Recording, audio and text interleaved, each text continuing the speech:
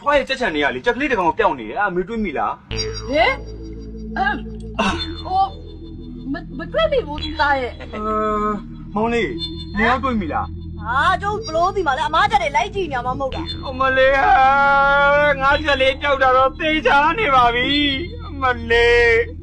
ဘယ်ကလေးကကြီးတရောင်းသားတွေကများငါကြက်လေးကိုခိုးသွားလဲမသိပါဘူးဟဲ့အခုချိန်တော့ဆိုရင်လေသူတို့တွေငါကြက်လေးကိုစားနေတော့ပြီမလေးငါကြက်လေးကိုစားရရတယ်အပင်းပြစ်ပါစေဟာမလေး အာပါပဲ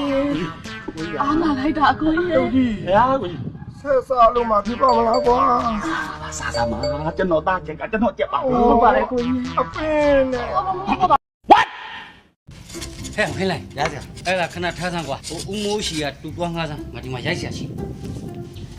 ဦးမိုးဘူးဟုတ်ကဲ့ကျွန်တော်စရာတူလေးခဏလောက်ငါပါတဲ့ ဟဲ့ဆရာ ဟုတ်ကဲ့ ငါ့ဒီမှာတူငါးခိုင်းတာ ဟုတ်ကဲ့ သူကတစ်သားကိုထုမှလားတန်ကိုထုမှလား တန်ကိုထုမယ်ထင်တယ်ခင်ဗျ အာ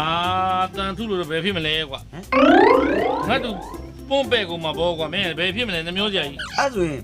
ကျွန်တော်တေချာပြန်မေးလိုက်မယ်သူတန်ကိုထုမယ်ဆိုရင်မငါဘူးလို့တစ်သားကိုထုမယ်ဆိုရင်ငါမယ်လို့တစ်သားဆိုရင်တော့ငါမှာပေါ့နော် တစ်သားတော့မှတစ်မှဆိုရင်မရဘူး တစ်ပြော ပြောလားမလားမေးကြည့်တယ်ဟို ဟိုတခါတည်းမေးခဲ့မယ်မပြောမမာလေးလို့ဆိုရင်ရလား တော့မငါဘူးလို့သာပြောလိုက်ကွာမငါဘူးသွား မပြောမမာလေးလေမရ မ ဘူး ရဘူး ဆရာ ဟေး မရဘူးလေ ဘာဖြစ်လို့ ဟိုဦးမွတ်ပြောတယ်ဆရာတန်ရိုက်လို့ရှိရင်လည်းသူ့တူပဲ့မှာဆိုပြီးမငားနိုင်ဘူးတဲ့ အာမတူလေးငါးခိုင်းတာများကစီနဲ့လို့ကွာငါတူပဲ့မှာဆိုလို့တူကိုငါးခိုင်းတာငါမှလည်းတူရှိပါတယ်ကွာသွားထုတ်ရှိ ဗျာ